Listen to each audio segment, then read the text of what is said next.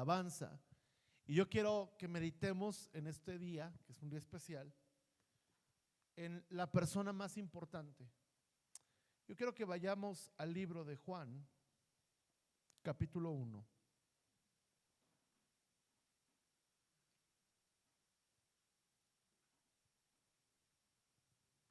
Juan capítulo 1.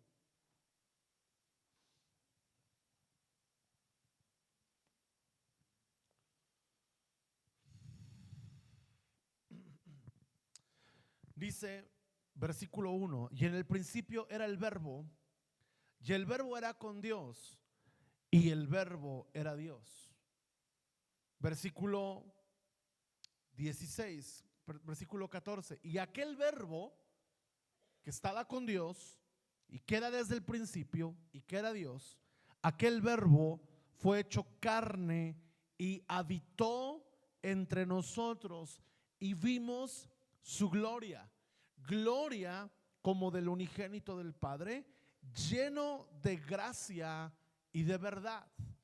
Y Juan el evangelista nos está hablando del misterio de la encarnación. Ahora, respecto a la vida de Jesús, el mensaje del evangelio, yo hace un año compartí un poco esto y creo que es un mensaje o son principios que año con año tenemos que recordar. Hay misterios en la vida de Jesús. La Biblia dice que el que ora en lenguas ora misterios o habla misterios con Dios. Una de las cosas que suceden cuando tú oras en lenguas es que hablas con Dios de los misterios profundos del corazón de Dios. Y uno de esos misterios es la encarnación. Es cómo es posible que Jesús, el Hijo de Dios, siendo Dios, según Filipenses capítulo 2, teniendo forma de Dios, tomó forma de hombre y se despojó a sí mismo, haciéndose obediente hasta la muerte y muerte de cruz. Y este misterio de la encarnación, que es que Dios se hizo hombre para vivir entre nosotros sin pecado, a cambio de poder dar su vida por los pecadores, morir en la cruz, Él logró la expiación, que es tomar nuestro lugar en la cruz, para que así tú y yo pudiéramos ser salvos. Y hay misterios en la vida de Jesús. Él se encarnó, Él vivió sin pecado, Él murió por nosotros, Él resucitó al tercer día, Él ascendió a los cielos y Él volverá. Pero yo quiero que enfoquemos en esta mañana la realidad del nacimiento de Jesús con la realidad que ahora nos espera a nosotros. Cuando leemos los evangelios, notamos que nadie esperaba el nacimiento de Jesús, ni María. Tuvo que venir un ángel a revelarle a María, tuvo que venir otro ángel a decirle a José: no huyas, porque el niño que está por nacer es el Hijo de Dios y lo tienes que cuidar.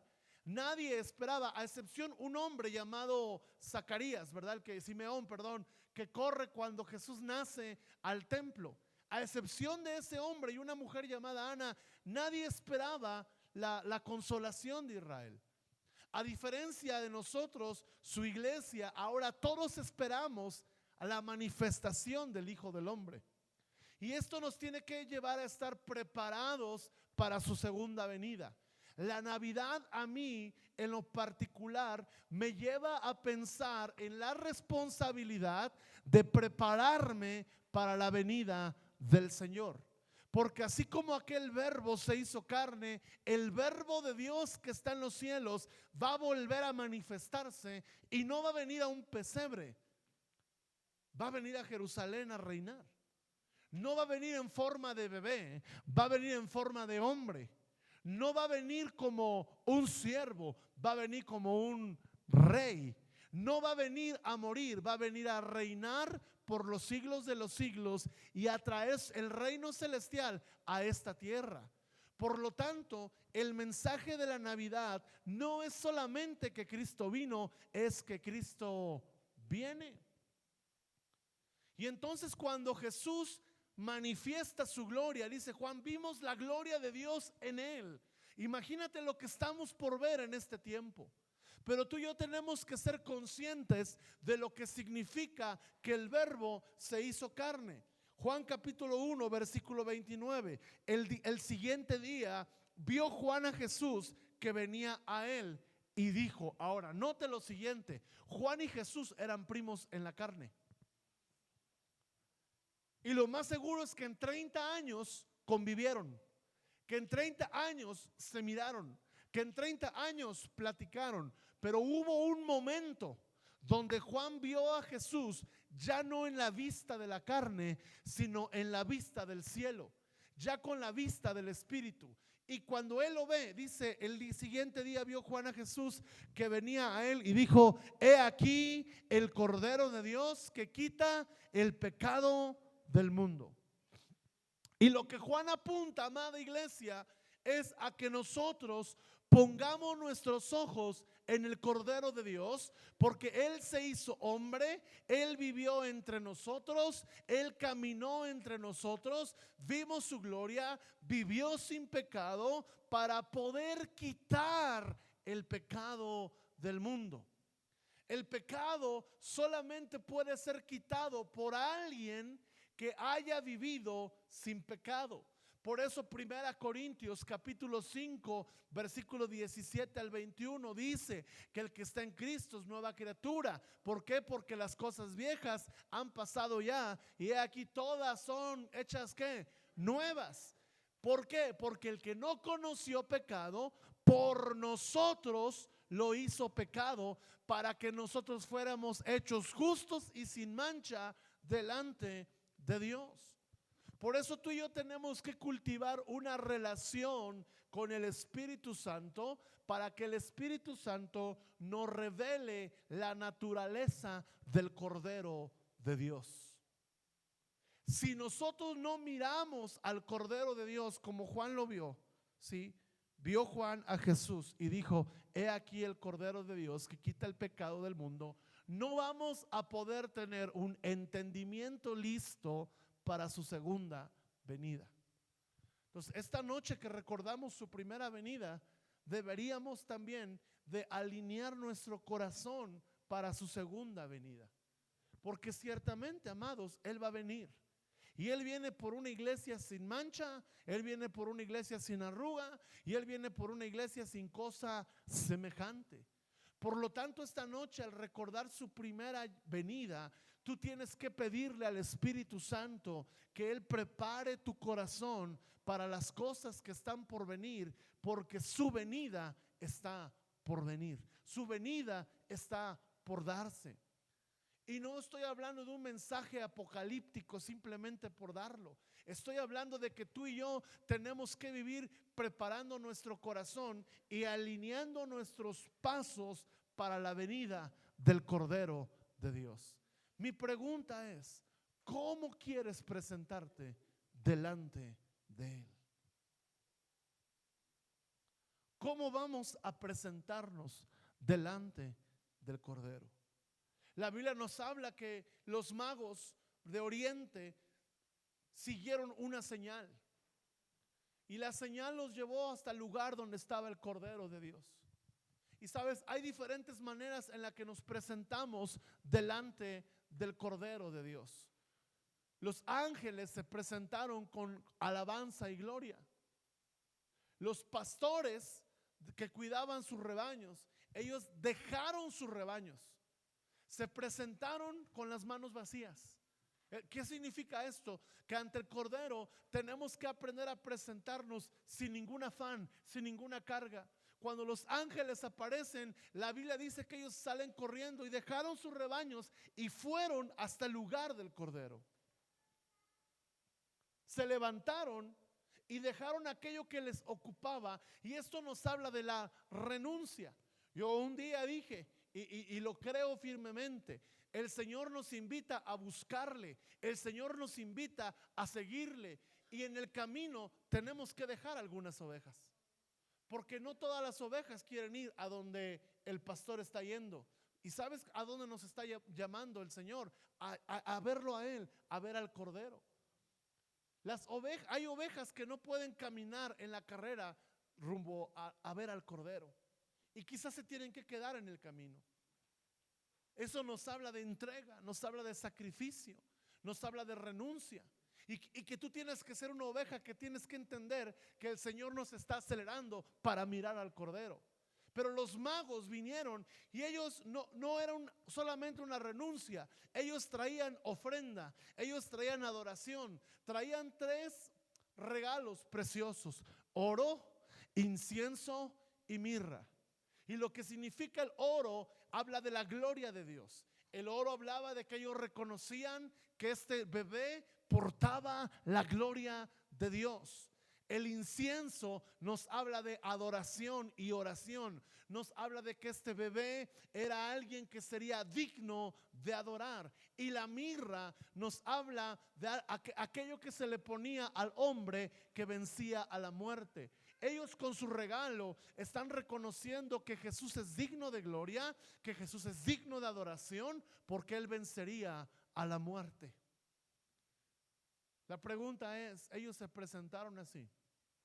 ¿Cómo nos presentamos nosotros ahora delante del Cordero?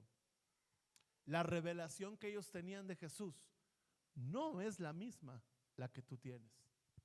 Creo yo que por tener la palabra de Dios completada, que por tener al Espíritu Santo en nuestras vidas, que por tener los medios de oración, los medios de la iglesia, que por tener en nuestra vida, ¿verdad?, todos los recursos que Dios nos ha dado, creo yo que la revelación que tenemos para mirar a Jesús es una revelación mayor.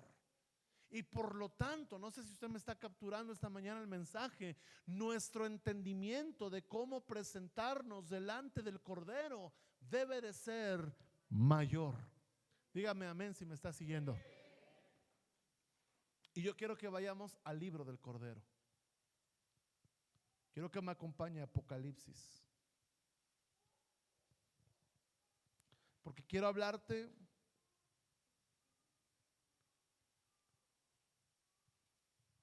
del carácter de este Cordero de Dios. Quiero hablarte de a quién estamos esperando, a quién estamos adorando, a quién estamos nosotros glorificando en esta hora. ¿Por qué es que nos juntamos alrededor de una mesa y compartimos el pan y compartimos momentos especiales el día de hoy? Qué triste sería que tú te sientes a la cena de Navidad. Y no te estoy diciendo que hagas un culto en la cena. Estoy diciendo que tú tengas el entendimiento para comprender por qué esta noche festejamos. ¿Por qué el mundo se para alrededor de esta celebración? ¿Están siguiendo? Primeramente, mira, Apocalipsis capítulo 5.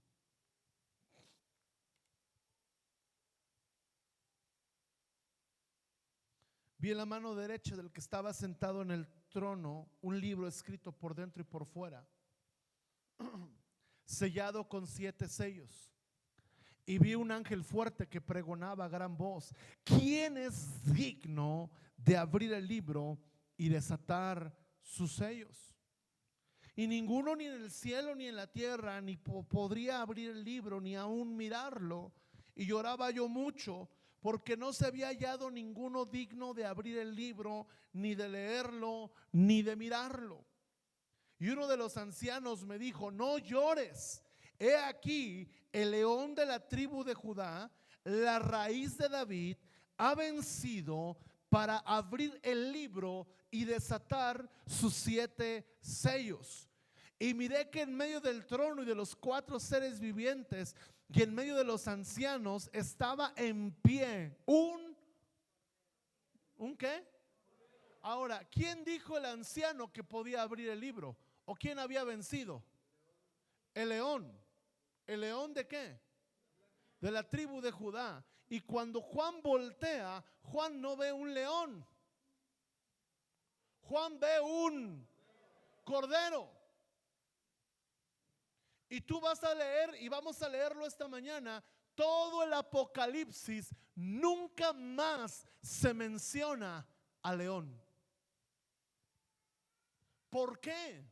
Porque el león representa el Jesús que dejó su naturaleza divina para hacerse hombre. El león estaba identificado con la gloria de Dios, pero el cordero estaba identificado con la necesidad del hombre. Y entonces nos dice aquí, el león ha vencido. ¿Cómo es que venció? El león se hizo cordero. Yo he escuchado canciones que dicen que el león viene a reinar. No, no viene el león. El león fue a la cruz. El león se hizo hombre. El león se despojó de su gloria. El león dejó su gloria, dejó su trono, dejó su reino, dejó su naturaleza divina. Se encapsuló en el vientre de una mujer para hacerse hombre. El león ya no es más, ahora es el cordero. ¿Puedes darte cuenta lo que significa para Dios haberte salvado? ¿Puedes darte cuenta lo que significó para Jesús tomar condición de hombre para poderte llevar a la condición de un hijo de Dios? Ya no hay león, porque el león fue a la cruz. Dice Isaías 53 que como cordero enmudeció. En ese momento el león se convirtió en cordero. El hombre dice, el anciano dice, él es el león de la tribu de Judá. Nos habla de la gloria del Dios de Israel. Cuando habla del león de la tribu de Judá, nos está hablando de toda la historia del Antiguo Testamento. Por eso hay muchos que quieren el Apocalipsis, no le entienden porque no saben el contexto que hay. Cuando te habla de león de la tribu de Judá, nos habla de la gloria de Israel, nos habla del Dios glorioso de Israel, nos habla de Jehová de los ejércitos, el Dios que abrió el mar, el Dios que liberó a su pueblo, el Dios que paró el Jordán, el Dios que hizo que una nación que no fuera, fuese y siga siendo, el Dios que le dio una tierra a su pueblo, el Dios que ayudó a su pueblo a vencer a todas las naciones que estaban delante de ellos. Ese Dios glorioso, ese Dios de Israel se hizo cordero. El león de Judá representa la gloria de Dios en el Antiguo Testamento, pero cuando Juan voltea, ya no ve esa gloria, ya no ve ese poder, ya no ve esas señales, ya no ve esos prodigios. Ahora ve a un cordero inmolado, ve a un hombre, a Dios hecho hombre, sin dejar de ser Dios, pero caminando 33 años entre nosotros, como uno de nosotros. Cuando tú ves en Apocalipsis estas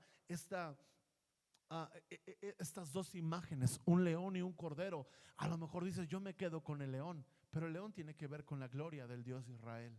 Por eso es el león de la tribu de Judá. Pero el cordero tiene que ver con todas las naciones.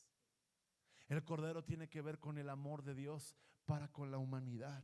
Y dice aquí el versículo 6, y vi un cordero como inmolado, que tenía 7 cuernos, 7 ojos, los cuales son los 7 espíritus de Dios enviados por toda la tierra. El libro de Isaías capítulo 11 nos habla de cuáles son esos 7 espíritus de Dios que hablan del carácter del cordero.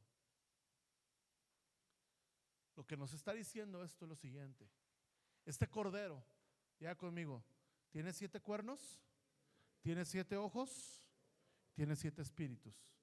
No es un cordero exactamente, es una figura y representa la naturaleza de Jesús.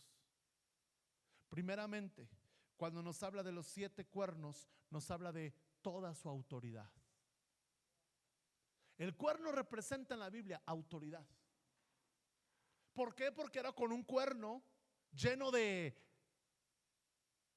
Al que me lo adivine, le doy un like en su página. El cuerno tenía ¿qué? ¿A qué? Aceite. ¿Y se lo echaban sobre quiénes? Los reyes. Los reyes. Vayamos y adoremos. Soy los reyes. El cuerno se usaba para tres personas: para ungir un rey, para ungir un profeta y para ungir un sacerdote. Y eso nos habla de autoridad. Autoridad espiritual, que era el profeta, autoridad para servir, que era el sacerdote, y autoridad para gobernar, que era el rey. Ahora, cuando él dice que tiene 7 cuernos, nos habla de que él es la suprema autoridad y que él tiene toda la autoridad en nuestra vida como rey, como profeta y como sacerdote. Por eso dice Isaías capítulo 9 versículo 7 que admirable, su nombre será admirable, consejero, Dios fuerte, Padre eterno, príncipe de paz. ¿Puedes poner Isaías 9:7 por favor?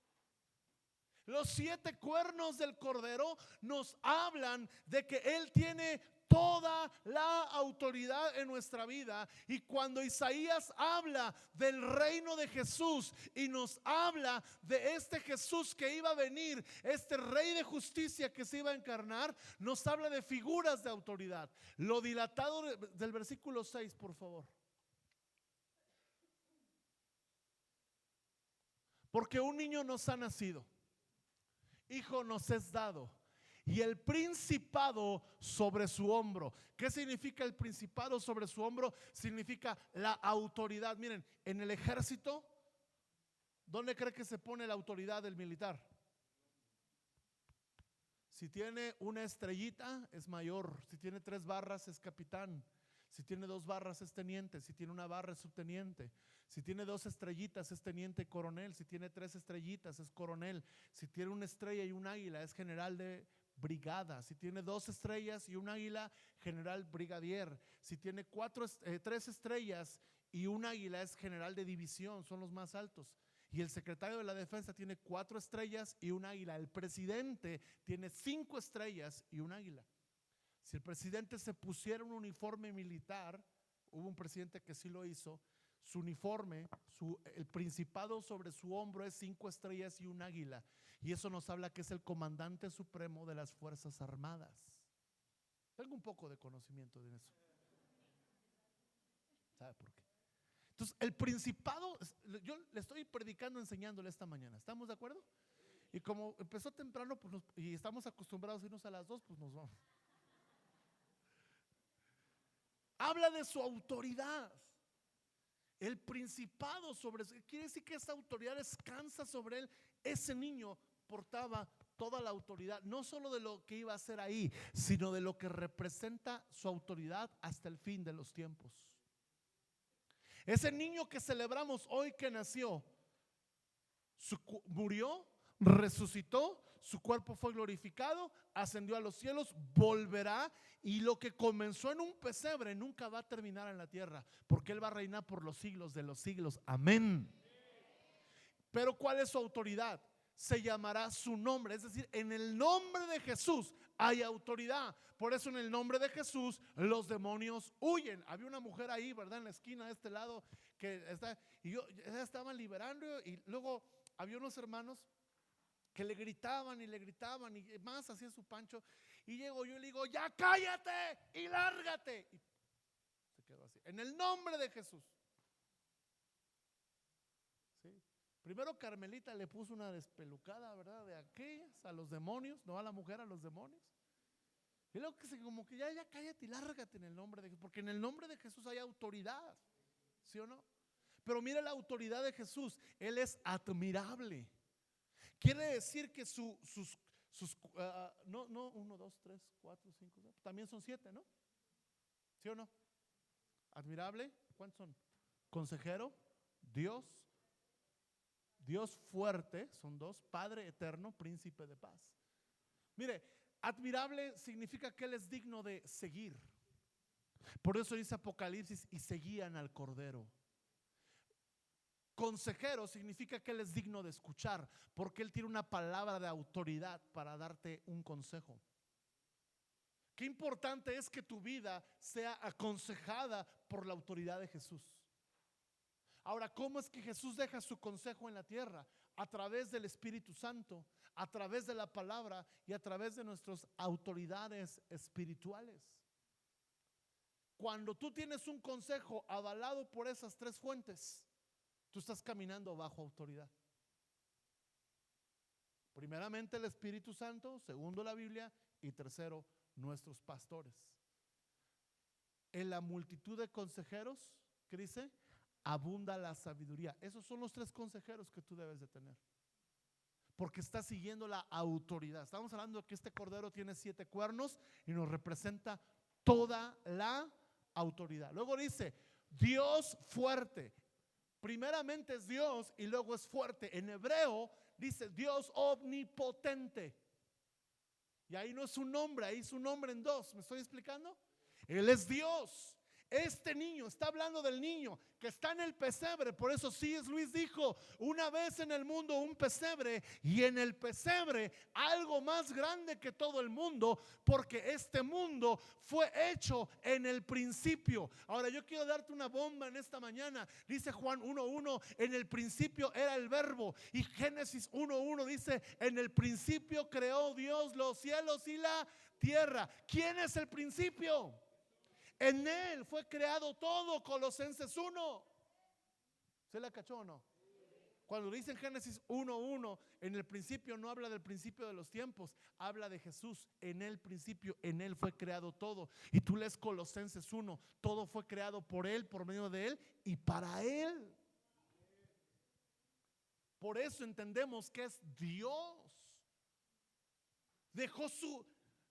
Es que es un misterio la encarnación, ¿verdad?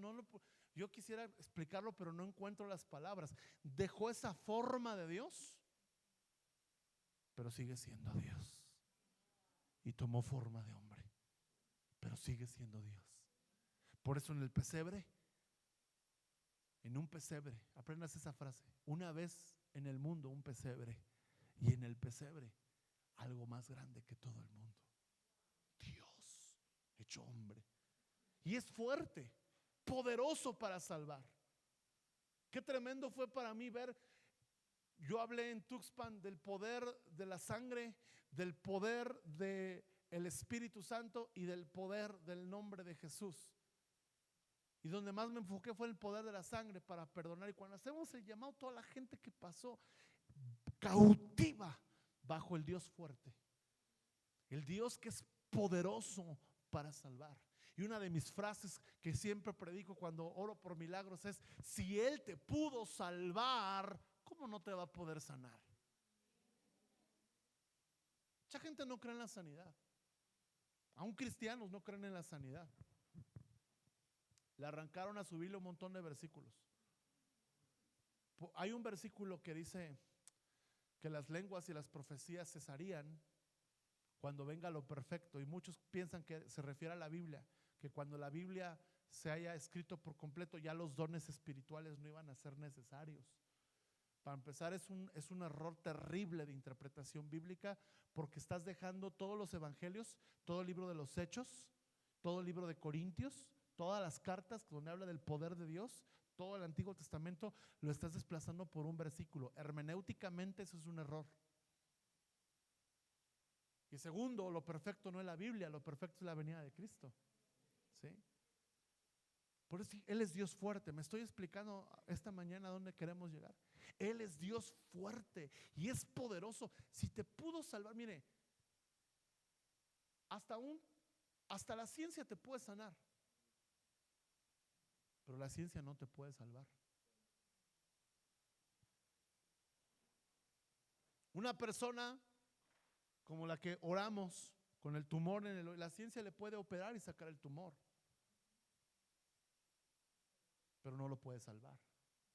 Ahora ese hombre Dios lo salvó y también lo sanó. Porque si Él te puede salvar, ni modo que no haga lo que también la ciencia puede hacer. Pongo a la ciencia debajo de Dios por completo.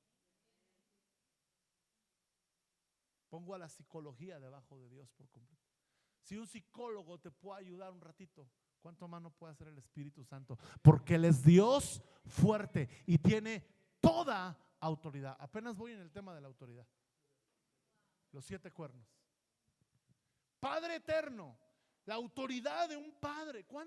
¿Sabes por qué Jesús vino? Vino a revelarnos al Padre y dijo: si alguien me ha visto a mí, también ha visto a mi Padre. Y necesitamos comprender, amada iglesia, que al ver a Jesús, al recordar al niño del pesebre, también estamos viendo en el Espíritu al Padre eterno, al Padre que siempre va a estar. Humanamente nuestros padres son cíclicos, tienen un ciclo determinado en nuestra vida. Por eso el salmista decía: aunque mi padre y mi madre me dejaren, con todo Jehová me recogerá. ¿Por qué? Porque Él es un Padre eterno. Es un Padre que trasciende antes de que yo existiera. Es un Padre que está conmigo mientras existo. Y es un Padre que yo voy a tener por la eternidad. Muchas veces pensamos en que nosotros, ¿verdad? Cuando perdemos un padre, ahora Dios es nuestro Padre. Pero quiero decirte algo: el padre que un día se fue, ahora tiene un padre mejor que el que tuvo en la tierra. No solamente los que nos quedamos tenemos un mejor padre, también los que se van tienen un mejor padre, porque es que un Padre eterno, príncipe de paz. Quiere decir, y con esto cierro el punto de los 7 cuernos, que si nosotros nos sometemos a su gobierno, escucha bien, realmente es cuando vamos a experimentar la paz que sobrepasa a todo entendimiento. Mucha gente quiere tener paz haciendo su propia voluntad, y eso es imposible. Es que yo quiero tener paz en mi vida y quiero que Dios me dé su paz, y Dios te dará su paz. Pero para que tú experimentes la paz que sobrepasa todo entendimiento, ahora hay 2 niveles de la paz: la paz de Dios y el Dios de paz. Es muy distinto. Y dice la Biblia en Romanos que el Dios de paz aplastará en breve a Satanás. Quiere decir que cuando yo me someto a la autoridad de Jesús, en ese momento toda autoridad de las tinieblas es aplastada. Todo derecho legal del diablo es quitado. Toda opresión del enemigo es rota. ¿Por qué? Porque yo camino bajo la autoridad del Cordero. Y este Cordero es un Cordero que es príncipe de paz, que en la medida en que yo camino en su verdad, en la medida en la que yo camino en sus sendas, en la medida en la que yo camino en su palabra, yo voy a poder experimentar esa paz que sobrepasa todo entendimiento. Y como dice Isaías 26, que guardará mis pensamientos en completa paz. Tú guardarás en completa paz aquel cuyo pensamiento en ti persevera. ¿Qué significa que tu pensamiento persevera en Él? Que tu pensamiento es gobernado por Él. Por eso cuando Juan ve aquí en Apocalipsis un cordero, lo ve con 7 cuernos, que representa un cordero lleno de autoridad. Él es digno de toda la autoridad. Por eso en su nombre hay perdón de pecados. Por eso en su nombre hay sanidad. Por eso en su nombre hay liberación. Los demonios huyen en el nombre de Jesús, porque Él tiene toda la autoridad. Porque Él es, dígalo conmigo, Él es admirable, consejero, Dios fuerte, Padre eterno, príncipe de paz. Lo segundo que vemos de este cordero, que es digno de seguir, el cordero que se hizo hombre, el cordero que se encarnó y que un día vendrá a gobernar, es que tiene 7 ojos. Y esto significa que el cordero, así, número 1, tiene toda autoridad. Número 2, el cordero todo lo ve, todo lo sabe, todo lo conoce. Y entonces nosotros tenemos que vivir una vida para los ojos del Cordero. Tenemos que vivir una vida para agradarle al Cordero de Dios. Algunos dicen que en el cielo hay 7 dimensiones y que en la tierra también hay 7 dimensiones en las cuales el Cordero tiene el ojo en cada una de esas dimensiones, que son lo físico, lo que vemos, lo que sentimos, lo que hay en el mundo espiritual benigno, en el mundo espiritual maligno, son 7 dimensiones. Y él lo ve todo, Él lo conoce todo. Ahora, cuando Él dice que tiene 7 ojos, dice su palabra en primer libro de Crónicas que los ojos de Jehová contemplan toda la tierra para mostrar su favor a aquellos que tienen un corazón recto para con Él. Entonces, cuando yo leo que el Cordero tiene 7 ojos, y también leo más adelante en los siguientes capítulos que el Cordero juzgará. Él se va a parar delante del trono y va a haber un juicio ante un trono blanco, donde el que va a ser juez no va a ser Dios. Escucha, no va a ser Dios el Padre, va a ser el Cordero, porque Él ha tomado toda la autoridad. Y quien toma la autoridad, dice aquí Apocalipsis 6:1, y vi cuando el Cordero abrió, léalo conmigo, Apocalipsis 6:1, vi cuando el Cordero abrió uno de los sellos, y oí uno de los 4 seres vivientes decir como en voz de trueno: ven y mira. Y entonces se abren los 7 sellos del Apocalipsis, que son 7 juicios sobre la tierra. Ahora, si tiene 7 ojos, tiene 7, es para desatar, o para que entendamos que cada uno de los 7 juicios son 7 juicios que vienen a la tierra a causa de lo que Él vio. Tú y yo tenemos que entender que su mirada nos contempla, y esta mirada que nos contempla tiene 2 objetivos: desatar su favor, pero también desatar su temor. Ahora tenemos que vivir una vida donde podamos decir: Señor, yo quiero vivir para tu gloria. Yo quiero vivir para el ojo del Cordero. Y no nada más es uno, no nada más son 2, ¿son qué? 7. El número 7 nos habla de perfección, perfección divina. Quiere decir que Él todo lo ve. No solamente ve lo que hacemos, ve lo que pensamos, ve lo que sentimos. Yo tenía un amigo que estaba feo, yo lo vi, en serio. Su mamá le ponía unas grapas en Halloween aquí para que creyeran que era máscara. Estaba feo el brother. Y él tenía ahí en el instituto en su cuarto un texto en el espejo: porque Jehová no mira lo que mira el hombre.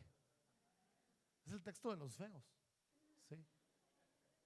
Yo ponía en mi texto, mi espejo: formidables y maravillosas son tus obras. ¿Qué texto pones tú? Otros, ¿verdad? Ponían porque Dios hace que, ¿cómo dice este texto? Que lo que no se ve sea como si fuera. No me acuerdo cómo va el texto, ¿verdad? Pero este amigo puso ese texto: Jehová no mira lo que mira el hombre, Jehová mira el corazón. Y le digo: oye, ¿y sabes lo que eso significa? Sí, que él no mira la apariencia, que Él mira el corazón. Y le digo: eso a mí me da más miedo que el texto que yo puse. Tú lo pones porque estás feo, pero qué miedo es pensar que mi corazón esté como tu cara, igual de fea. Y hablábamos de eso, y me decía: sí, es cierto, ¿verdad? Sería mejor que solo viera nuestra apariencia y no viera el corazón. Pero Él tiene 7 ojos que todo lo ven, todo lo contemplan. Ahora, cuando la Biblia nos habla de estos 7 ojos, nos habla también para que podamos entender que Él tiene cuidado de nosotros. Su mirada es para corregirte, su mirada es para frenarte, su mirada es para reprenderte, su mirada es para infundir su santo temor. Pero también, amado, primera de Pedro 5:7 dice: echen toda su ansiedad sobre Él, sobre el Cordero, porque Él tiene cuidado de ustedes. Él tiene cuidado de ustedes. ningún detalle de tu vida,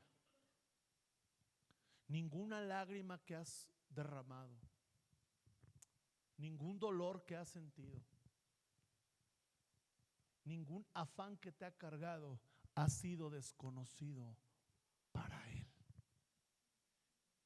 Y sabes, estás aquí esta noche, esta tarde, esta mañana, y vas a estar aquí esta noche porque Él ha tenido cuidado de ti. Había un coro muy bonito que decía: Dios cuida de mí en la sombra de sus alas. Dios cuida de mí, me gusta estar en su casa. No me siento más solo, aun estando solo, porque sé que Dios cuida de mí. Dios cuida de ti. Y el Cordero, estos 7 ojos, busca en la tierra un corazón perfecto. Ahora, ¿qué es un corazón perfecto? Un corazón que no le niega nada a Dios. Mi papá le encantaba un canto que yo difícilmente lo puedo cantar, porque me lo pedía siempre, que yo haga. Yo desde los 13 años toco la guitarra y yo me acuerdo que a mí me costó mucho trabajo tocar en un grupo de alabanza. Yo de los 12, 13 años tocaba la guitarra y toqué hasta los 18. Estuve 5 años ensayando y hasta que llegué aquí a la primera iglesia bautista me dieron chance de tocar la guitarra en el grupo de alabanza. ¿Sí? En la iglesia donde yo iba, una iglesia pentecostés, me decían: vente a los ensayos, pero no tocas. Y yo tocaba. Y luego nos fuimos a otra iglesia y ahí no había guitarra, era solo piano, órgano, muy bonito todo. Y cuando empezaron con el grupo de alabanza, el pastor me dijo: a ver, vamos a hacer un casting. Hicieron un casting y yo era el que mejor tocaba la guitarra y el que mejor me sabía los coros de Marcos Witt, porque como los hermanos solo se sabían himnos, querían meter coros. Entonces, no, pues yo voy a quedar en el grupo de alabanza. Hicimos el casting y quedé, pero no me mandaron con los de la alabanza. La hija del pastor me dijo: no, lo más seguro es que tú vas a ser el director de alabanza. No, pues yo me ilusioné, ¿no? Y no, me dijo el pastor: ¿sabes qué? Te vas así con los ositos. Ahí estoy tocando Nuestro Padre Abraham. Yo debería estar en la alabanza, Nuestro Padre Abraham. Y ya me pasé un buen año. Mi mamá es testigo que iba con mis ositos, les hacía, éramos 2 chicos, un chico y yo, y las maestras, y era una iglesia muy grande, eran como 50 niños. Y ahí tocábamos con los ositos. Y cuando termina mi ciclo de los ositos, el pastor me llama y me dice: ahora sí, Israel, ya vas a entrar a la alabanza. Era una prueba para ver que tu carácter estaba bien. Muy bien. Y en esta semana nos dice mi papá: nos vamos a Pachuca. Pero sabes, cada noche que yo ensayaba, llegaba mi papá del trabajo, se quitaba las botas, se recostaba y me decía: tu mirada. Y a él le encantaba ese coro. Tus ojos revelan que yo nada puedo esconder, que no soy nada sin ti, oh fiel Señor. Todo lo miras. ¿Cómo se me olvidó? Tiene mucho que no lo canto. Todo lo puedes muy dentro de mí. Dice: yo sé que es tu fidelidad que lleva mi vida más allá de lo que puedo imaginar. Y yo sé, que no puedo escapar, que tu mirada puesta en mí me llena de tu paz. El Cordero tiene 7 ojos con el cual nos mira, y su mirada, amados, también nos llena de su paz. Cierro con el último: sus 7 espíritus. Nos habla del carácter del Cordero y que ese carácter puede ser reproducido en nuestras vidas si dejamos que el Cordero nos gobierne y si dejamos que el Cordero nos mire, si dejamos que cada momento de nuestra vida el Cordero ponga su mirada y ponga su autoridad sobre nuestra vida, podremos desarrollar su carácter. No sé si pueden irle llamando a Brendes. Ahora, quiero contarte algo. Bueno, primero te enseño lo que son los 7 espíritus y ahorita te cuento algo. Mire lo que dice aquí, Isaías capítulo 11, versículo 1. Saldrá una vara del tronco de Isaí. ¿De qué tribu era Isaí? Chocolate al que lo adivine. La tribu de Judá. Llevas 2 chocolates. ¿De qué tribu era Isaí? De Judá, porque Jesús venía del linaje de David, el linaje de Judá. Y el padre de David, ¿quién era? Isaí. Dice, saldrá una vara del tronco de Isaí y un vástago retoñará de sus raíces. Reposará sobre él. Y aquí vienen los 7 espíritus. Número 1, el espíritu de Jehová, espíritu de sabiduría, de inteligencia, de consejo, de poder, de conocimiento y de temor de Jehová. Y le hará entender diligente en el temor de Jehová.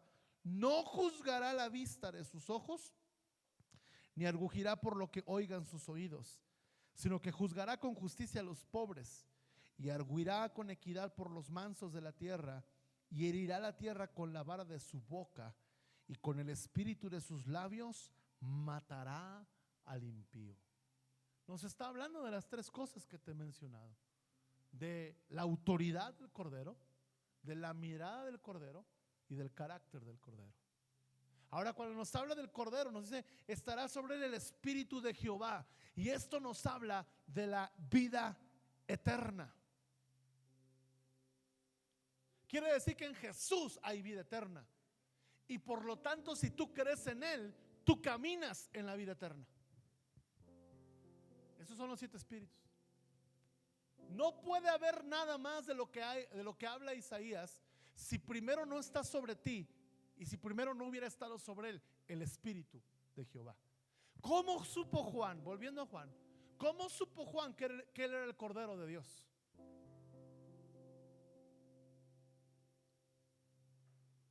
Dice Juan que cuando vio descender, él dijo, al que yo vea sobre él al Espíritu Santo, ese es. Juan sabía que sobre el que estuviera el Espíritu Santo, ese, no sé si lo puedes buscar, Nati, ese versículo. Búscalo, está ahí en Juan o Lucas. Sobre quien veas el Espíritu Santo, ese es. ¿Por qué? Porque lo primero que tiene que haber en nuestra vida es vida eterna. Y el Espíritu de Jehová no nos habla del espíritu del hombre, no nos habla de la vida. Mire, usted y yo somos espíritu, alma y cuerpo, ¿sí o no? Cuando una persona muere, ¿qué es lo que deja el cuerpo? Su espíritu, el aliento de vida. Yo no le conocía, pero el que me envió a bautizar con agua, aquel me dijo, sobre quien veas descender, ¿a quién? El Espíritu, Juan 1:33, y que permanece sobre él, ese es el que bautiza con el Espíritu Santo. Juan sabía que había una marca distintiva sobre el Cordero, y la primera marca es que el Espíritu estaba sobre él y permanecía. Sobre quien veas que desciende y permanece, ese es el que lo da. Ahora, tú y yo como hijos de Dios tenemos un espíritu humano que es el aliento de vida, el cual cuando el hombre deja de existir, no es que deja de existir, sino que su cuerpo deja de funcionar en la tierra. Una persona muere, no murió su espíritu, murió ¿qué? Su cuerpo. Por eso cuando oramos por sanidad y la persona es cristiana, le decimos, tú no tienes cáncer, tu cuerpo tiene cáncer. Tu espíritu, sobre el cual está el Espíritu de Jehová, es un espíritu de vida. Tu espíritu no está enfermo, tu cuerpo sí. Háblale de tu espíritu a tu cuerpo para que sea sanado, y muchos son sanados así. Habían como 6, 7 personas con cáncer en la noche de sanidad. Yo le digo a mi suegro, tómenle datos a esos, porque en 1 mes, 2 meses van a llegar con su diagnóstico sano, yo estoy seguro. Pero estamos hablando del Espíritu de Jehová, hablamos de la vida eterna. Jesús tenía vida eterna y Jesús nos dio vida eterna. La Biblia nos dice del Espíritu Santo que entraría a nosotros. Por eso Romanos capítulo 8 verso 11 dice: y si el Espíritu que levantó a Jesús de los muertos habita en nosotros, vivificará también nuestros cuerpos mortales. El Espíritu de Jehová. Si el Espíritu de aquel que levantó a Jesús de los muertos mora, ¿qué dice? Mora en vosotros. Ese Espíritu que levantó de los muertos a Cristo Jesús vivificará también vuestros cuerpos mortales. ¿Por qué? Por su Espíritu que mora en vosotros. La muerte y la encarnación, la muerte y resurrección del Cordero hacen posible que sobre ti esté el mismo Espíritu que estuvo sobre él. El Espíritu de vida. No hablo de la vida humana, porque cuando el hombre deja de existir, su cuerpo deja de existir y su espíritu vuelve ¿a quién? A Dios que lo dio. Pero su espíritu, cuando estamos en Cristo, ya no va solo el espíritu, va envuelto en el Espíritu de Jehová. Y luego dice aquí: cuando tenemos esta vida eterna, podemos tener espíritu de sabiduría. Estos días murió un general de avivamiento, el hermano Víctor Richards. Algunos lo conocimos. Tuve el privilegio de que orara por mí. Yo recibí el bautismo del Espíritu Santo cuando él oró en Guadalajara. Yo tenía 14 años. Y él fue un avivador. Él fue el hombre que impulsó a muchos ministerios en México. Hombres como el pastor Escobedo, Eliud, Peñalosa, Bremer, Nico Duarte y todas las ramas que desprenden de esos ministerios, Durán, todas las ramas, hombres de avivamiento. Él era el papá de los pollos, pocas palabras. 88 años de edad. Hay un manto suelto en el espíritu. Y yo le decía a Kevin Green: ¿qué tengo que hacer? ¿Qué tengo que hacer para agarrar ese manto? Ayer le escribí andando de vacaciones, Kevin, y me contestó y me dijo: pídele a Dios sabiduría, no le pidas poder, porque sin poder puedes vivir un día, pero no sin sabiduría. Si pedimos más sabiduría, tendremos más poder. Por eso aquí tú ves, mira, espíritu de ¿qué? De sabiduría, de inteligencia, de consejo. Y una vez que tienes sabiduría, inteligencia y consejo, viene el poder. Es decir, que Jesucristo fue concebido del Espíritu y nació, y durante 30 años sobre él estuvo caminando la sabiduría, la inteligencia y el consejo. Y cuando fue manifestado, se manifestó el poder. Si Jesús necesitó cultivar 30 años la sabiduría, el consejo y la inteligencia para manifestar el poder, ¿cuánto necesitamos nosotros caminar bajo estos 7 espíritus de sabiduría? Entre ellos sabiduría. ¿Qué es sabiduría? Sabiduría es la capacidad de vivir, como dice el último, en el temor de Jehová. Sabiduría es con lo que edificamos nuestra casa. La mujer sabia edifica con sabiduría su casa. La sabiduría, dice Proverbios 9, tiene 7 columnas. Y te puedo dar un mensaje cuáles son las 7 columnas, pero ya no nos vamos a ir a las 2. Pero sabiduría, cuando Efesios habla, Pablo orando por la iglesia pide espíritu, no de revelación y sabiduría. Muchos quieren revelación y muchos tienen revelación, pero no tienen sabiduría. Oh, Dios me reveló esto y tal. Y hay los que Dios les revela por la escritura y los que Dios les revela por lo profético. Yo conozco de los dos. Gente que Dios les revela a través del estudio de la Biblia, del griego, el hebreo, un montón de profundidades y wow, te sorprenden. Otros que Dios les revela visiones proféticas y todo y wow, te sorprenden, pero no tienen sabiduría. No, dice Pablo, primero sabiduría y luego revelación, porque ese es el espíritu de Jehová. Sabiduría, luego viene inteligencia. ¿Qué es la inteligencia dada por Dios? Es la capacidad dada por Dios, escucha bien, para que todo el conocimiento que tú tienes lo uses para su gloria. Hay gente que es muy buena para el negocio, pero no es inteligente, hace tranzas. Hay gente que sabe meterse al corazón y a la vida de las personas, pero no es inteligente ni sabia. En vez de hacerlo para ayudarles, lo hace para meter intrigas y ser chismoso y todas esas cosas. Hay gente que es muy hábil para la computadora y para esto, y en vez de ayudar a la gente, extorsiona, hackea y hace cosas que no son. La inteligencia es que tú tengas todo el conocimiento de lo que has aprendido en la vida, enfocado a una cosa: glorificar al Cordero. ¿Qué es el espíritu de consejo? Es cuando tú tienes la verdad metida en tu mente y en tu corazón y puedes dar un consejo de vida, pero no solamente das un consejo, modelas tu consejo de poder, obviamente la expresión de los dones de poder. Y el espíritu de conocimiento. ¿Qué es conocimiento? La palabra de ciencia. Aquí nos habla de los dones y del carácter y de temor de Jehová. Es decir, este es el carácter del Cordero: alguien lleno de poder, pero también lleno de sabiduría. Y él caminó lleno de gracia y de verdad, lleno de poder y sabiduría. Jesús creció, dice Lucas capítulo 2, creció en sabiduría y en gracia para con Dios y con los hombres. Hay mucha que no, yo tengo la gracia de Dios, y pero todo el mundo te odia, mano. Eso no es sabio ni inteligente. Obvio, a 2, 3 les podemos caer mal por ser radicales, pero que todo el mundo no te quiera. Está como el que va manejando en un carro, prende el radio y dice el radio: atención, atención, hay un loco manejando en periférico en sentido contrario. Y este hombre dice: uno, son un montón. El loco era él.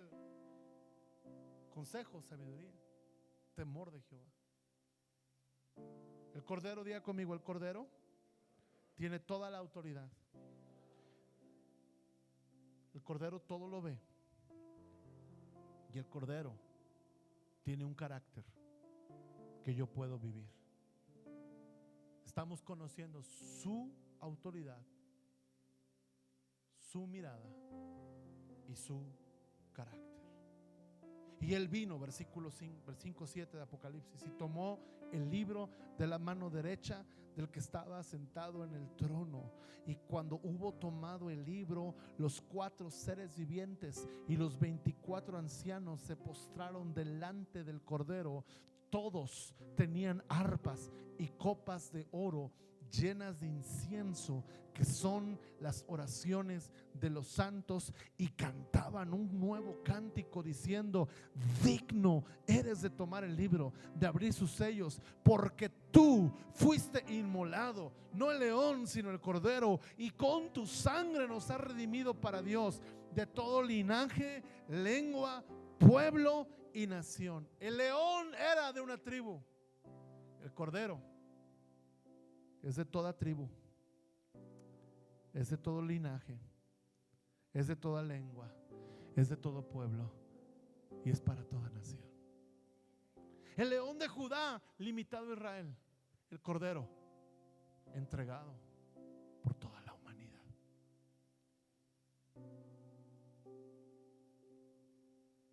El león de Judá, la raíz de David. El Cordero levanta reyes y sacerdotes. El león de Judá levantó una nación, pero el Cordero levanta un reino sobre toda la tierra. Apocalipsis 5:12: y decían a gran voz: el Cordero fue inmolado. El Cordero que fue inmolado es digno. Si pueden pasar, equipo. Es digno, diga conmigo: es digno de tomar el poder, las riquezas, la sabiduría, la fortaleza, la honra, la gloria y la alabanza, y a todo lo que está creado en el cielo y sobre la tierra y debajo de la tierra y en el mar, y a todas las cosas que en ellos hay. Oí decir al que está sentado en el trono y al Cordero: sea la alabanza, sea la gloria y el poder por los siglos de los siglos. Apocalipsis capítulo 7 verso 14: Yo le dije, Señor, tú sabes. Y él me dijo, estos son los que han salido de la gran tribulación y han lavado sus ropas y las han emblanquecido en la sangre del Cordero. Por eso están delante del trono y le sirven de día y de noche en su templo. Y el que está sentado sobre el trono extenderá su tabernáculo sobre ellos. Versículo 17, porque el Cordero que está en medio del trono los pastoreará y los guiará a fuentes de agua de vida, y Dios enjugará toda lágrima de lo que hay en toda lágrima que está en los ojos de ellos. Apocalipsis capítulo 13.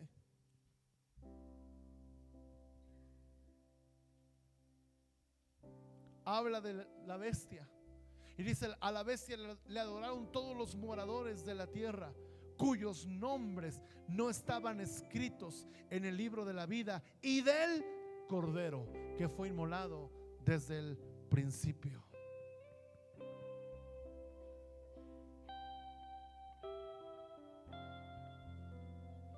Apocalipsis 14:9. Y el tercer ángel lo siguió diciendo a gran voz: si alguno adora a la bestia y su imagen y recibe su marca en la frente o en su mano, él también beberá del vino de la ira de Dios, que ha sido vaciado puro en el cáliz de su ira, y será atormentado con fuego y azufre delante de los santos ángeles y del Cordero. Porque el Cordero también viene a triunfar. El Cordero también viene a juzgar. Pero quiero cerrarte con una lectura. Apocalipsis capítulo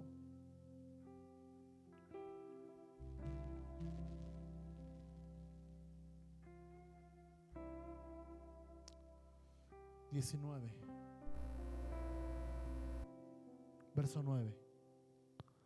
Y el ángel me dijo: escribe, bienaventurados todos los que son llamados a la cena de las bodas del Cordero. Esta noche en tu cena estás recordando al bebé de Belén, pero también estás anunciando que hay una cena con el Cordero, ya no para recordar, sino para estar con él.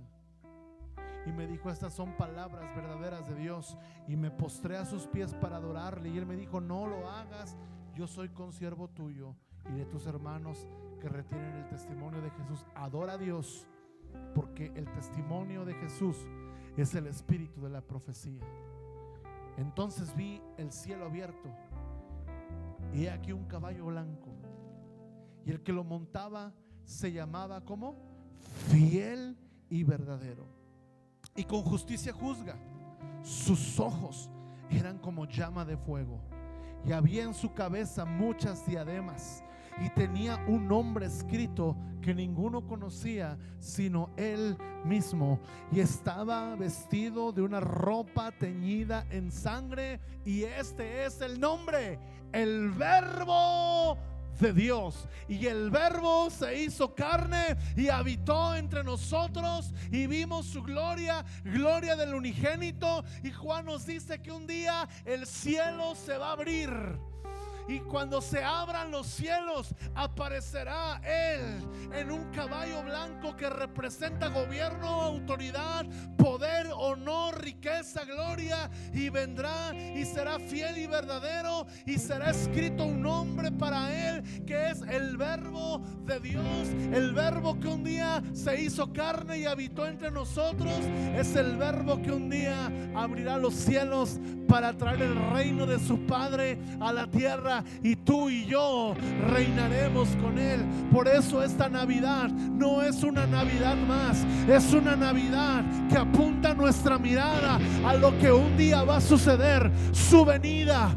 Un día va a suceder esto. Nadie esperaba cuando Él nació en un pesebre, pero hoy hay una iglesia que espera que el cielo se abra y aparezca Él con los ángeles, con los santos redimidos, con la gloria del Padre, ore y los cielos se rompan, se abran y Él venga y aplaste en breve a Satanás, aplaste en breve al anticristo, eche el lago de fuego a la muerte, al falso profeta, y entonces toda lengua, toda tribu, todo linaje, todo pueblo, toda nación va a levantar su voz y decir: digno es el Señor, digno es el Cordero, digno es el